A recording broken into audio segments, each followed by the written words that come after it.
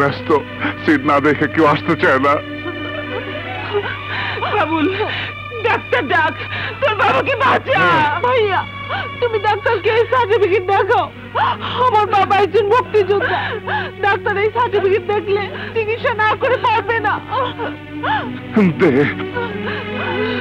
Minister সাহেবের নাতির প্রতি ভালোভাবে একটু কেয়ার নিন। Okay sir. ডাক্তার, এই দেখেন আমার বাবা সাধারণ মানুষ না, একজন মুক্তিযোদ্ধা। এই দেখেন শেখ মুজিবুর রহমান নিজে সার্টিফিকেট দিছিল। এসব সার্টিফিকেটের এখন কোনো দাম নেই।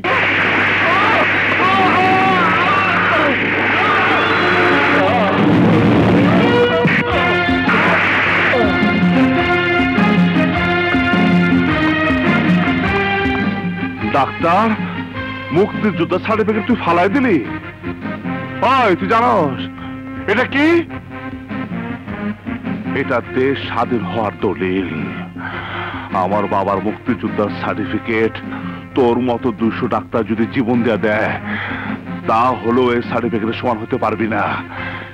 এই সার্টিফিকেট খালি সাদা কাগজ না, 40 লাখ লোকের চিৎকার, মা বোনের ইজ্জতের দামে কিনা স্বাধীনতার ঘোষণা।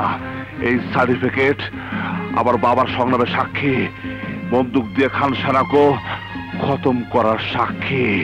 তোর মতো ডাক্তার আর রাজাকাররা সার্টিফিকেটের দাম না দিতে পারোস, কিন্তু আমার সামনে আমার বাপের ইজ্জতের অপমান আমি হইতে দিব না। আমার মাথায় খুন চাইবার এসে ডাক্তার, আমার বাবা চিকিৎসা করবি কিনা ক, নইলে তোরে দিয়ে আমি বিছনা করে খুন শুরু করবো।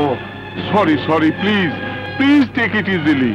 বাংলায় ক, দেশ স্বাধীন করছে কি ইংরাজি বলি শোনার জন্য? বল, আমার পর সিট দিবি কিনা? ঠিক আছে ঠিক আছে, আমার ভুল হয়ে গেছে, চলুন আমার সাথে। Sister sister, yes sir. ওনাকে অপারেশন নেওয়ার ব্যবস্থা করুন। Okay sir. দেখি দেখি দেখি, চলুন। আপনারা কেউ আসবেন না। মা মা, সুমি, তোমরা বাবার কাছে থাকো, আমি আইতাছি।